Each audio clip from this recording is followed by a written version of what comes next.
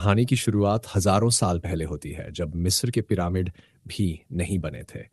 उस समय काहंडाक नाम का एक शक्तिशाली राज्य था, जहां लोग एक शक्तिशाली राजा के अधीन रहते थे। सदियों से काहंडाक के लोग अपने राज्य को दुनिया का सबसे शक्तिशाली साम्राज्य बनाने का सपना देख रहे थे। लेकिन सब कुछ बदल गया जब राजा अक्टन ने सिंहासन संभाला। वह एक निर्दयी राजा था, वह जिसने अपनी ताकत और सेना के बल पर लोगों को दबाकर रखा। राजा अक्टन सिर्फ एक क्रूर शासक ही नहीं था, बल्कि वह काले जादू का भी माहिर था। उसका अंतिम लक्ष्य था सब्बाक का मुकुट तैयार करना, एक रहस्यमय मुकुट जो उसे अजेय शक्ति प्रदान करता। लेकिन इस मुकुट को बनाने के लिए एक दुर्लभ और जादुई पत्थर चाहिए था, जिसे इटर्नियमा कहा जाता था। यह पत्थर केवल काहंडा की खदानों में पाया जाता था। अक्टन ने इस पत्थर को हासिल करने के लिए अपने ही लोगों को गुलाम बना दिया और उनसे दिन रात खदानों में खुदाई करवाई। जब भी कोई गुलाम इटर्नियम का टुकड़ा खोजता, वह उसे सैनिकों को सौंप देता, लेकिन कई बार अन्य गुलाम भी इसे छीनने के लिए लड़ पड़ते। इन्हीं गुलामों में एक छोटा लड़का था जिसका नाम जाओ था। जब उसने इटर्नियम का एक टुकड़ा पाया, तो बाकी गुलाम उसे छीनने के लिए उस पर टूट पड़े। तभी हरन नाम का एक और लड़का उसकी मदद के लिए आया और उसे सैनिकों तक सुरक्षित पहुंचने में मदद की। लेकिन जब जाओ ने सैनिक को पत्थर सौंपा, तो सैनिक ने उसे इनाम देने के बजाय विश्वासघात किया। उसके पेट में छुरा घोंप दिया और उसे पहाड़ी से नीचे फेंक दिया। हरण ये देखकर सहम गया। उसका पूरा शरीर डर से कांपने लगा और उसके पिता उसे तुरंत वहां से खींचकर ले गए। लेकिन हरण के दिल में हमेशा से अपने लोगों को गुलामी से मुक्त कराने की चाह थी। हालांकि वह जानता था कि जो भी राजा के खिलाफ खड़ा होगा, वह मारा जाएगा। उसके पूर्वजों की हड्डियां काहंडा के कब्रिस्तानों में बिखरी हुई थीं। लेकिन फिर भी हरण ने विद्रोह करने का फैसला किया। उसने सैनिकों से एक इटर्नियम का टुकड़ा छीना और अपनी मुट्ठी उठाकर आजादी का संकेत दिया। एक ऐसा प्रतीक जिसने पूरे राज्य के लोगों के दिलों में क्रांति की ज्वाला जला दी। राजा ऑक्टन ने तुरंत इस विद्रोह की आहट को भांप लिया। वह जानता था कि एक छोटी सी चिंगारी भी भयानक आग में बदल सकती है। उसने हरण को पकड़कर पूरे राज्य के सामने मृत्युदंड देने का आदेश दिया। जब हरण को फांसी की तख्ते पर लाया गया, तो वह अंतिम समय तक स्वतंत्रता के नारे लगाता रहा। जैसे ही जल्लाद की तलवार उसका सिर धड़ से अलग करने वाली थी, कुछ असाधारण हुआ। पृथ्वी के रहस्यमय संरक्षकों, प्राचीन शक्तिशाली देवताओं ने हरण को चुना। उन्होंने उसे अपनी दैवीय शक्तियां प्रदान की, जिससे वह एक अविश्वसनीय योद्धा बन गया। लेकिन जब तक हरण को ये शक्तियां मिली, तब तक राजा अक्टन सब्बाक का मुकुट पूरा कर चुका था।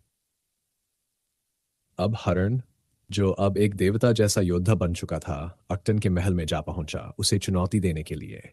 लेकिन अक्टन ने अपने मुकुट की काली शक्तियों का इस्तेमाल किया और दोनों के बीच एक विनाशकारी युद्ध शुरू हो गया। पूरा महल खंडहर में बदल गया। अंत में हरण ने अक्टन को हरा दिया, लेकिन इससे पहले कि वह मुकुट को नष्ट कर पाता, अक्टन ने इसे कहीं छिपा दिया ताकि कोई और इसकी शक्ति का इस्तेमाल न कर सके। उस दिन के बाद हरण कभी नहीं देखा गया। लेकिन एक दंतक था बनी कि जब भी काहंडा के लोग सबसे बड़े संकट में होंगे, उनका सच्चा रक्षक लौटकर आएगा। अब कहानी आधुनिक काहंडाक में पहुंचती है, जो एक विदेशी आतंकवादी संगठन इंटरगैंग के कब्जे में था।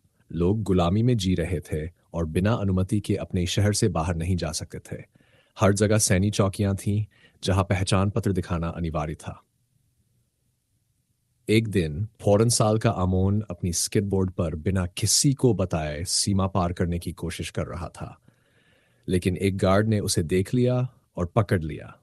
गार्ड ने उसे लाइन में खड़ा होने का आदेश दिया, लेकिन आमोन ने हिम्मत नहीं हारी और गार्ड का अपमान कर दिया। इस बीच करीम नाम के एक व्यक्ति को अपनी वैन आगे बढ़ाने का आदेश मिला। तभी गार्ड ने अपने स्कैनर पर एक महिला का चेहरा देखा। यह थी एड्रियाना, एक फरार विद्रोही। एड्रियाना, जो इस वैन के अंदर छुपी हुई थी, किसी तरह बचने में कामयाब रही। आमोन दौड़कर वैन के पास गया और खिड़की पर दस्तक दी। एड्रियाना उसकी मां थी और आमोन भी उसके साथ सब्बाक का मुकुट खोजने जाना चाहता था। लेकिन एड्रियाना ने उसे मना कर दिया और घर भेज दिया। एक प्राचीन नक्शे के सहारे एड्रियाना और उसके साथी पहाड़ों में उस स्थान पर पहुंचे जहां मुकुट छिपा हुआ था। तभी उनके साथी इस्माइल अचानक गायब हो गए। करीम, जो वैन के पास पहरा दे रहा था, अचानक देखता है कि समीर का शव पहाड़ से गिर रहा है। तभी सैनिकों ने हमला कर दिया। एड्रियाना को अंततः सब्बाक का मुकुट मिल गया, लेकिन तभी सैनिकों ने उसे घेर लिया। अपने भाई को बचाने के लिए एड्रियाना ने एक पवित्र मंत्र पढ़ा। तभी एक तेज रोशनी से पूरा कक्ष जगमगा उठा और एक रहस्यमयी योद्धा उभर कर सामने आया। ये योद्धा और कोई नहीं बल्कि काहंडाक का महान रक्षक ब्लैक एडम था, जो हजारों सालों से बंदी था। उसने सैनिकों पर हमला कर दिया, बिजली की ताकत से उन्हें नष्ट कर दिया। जैसे ही हेलीकॉप्टरों ने उसे घेर लिया, उसने एक ही झटके में उन्हें आग के गोले में बदल दिया। करीम और एड्रियाना किसी तरह बचकर भागे, लेकिन अचानक ब्लैक एडम उनके सामने आ गिरा, थका हुआ और घायल। दूसरी तरफ इस्माइल को पता चलता है कि मुकुट अब एड्रियाना के पास है। असल में इस्माइल इंटरगैंग का एक जासूस था जिसे मुकुट चुराने का काम सौंपा गया था। अब उसका एक ही लक्ष्य था, किसी भी कीमत पर मुकुट हासिल करना। और इस तरह काहंडाक का सबसे पुराना योद्धा ब्लैक एडम फिर से जीवित हो चुका था।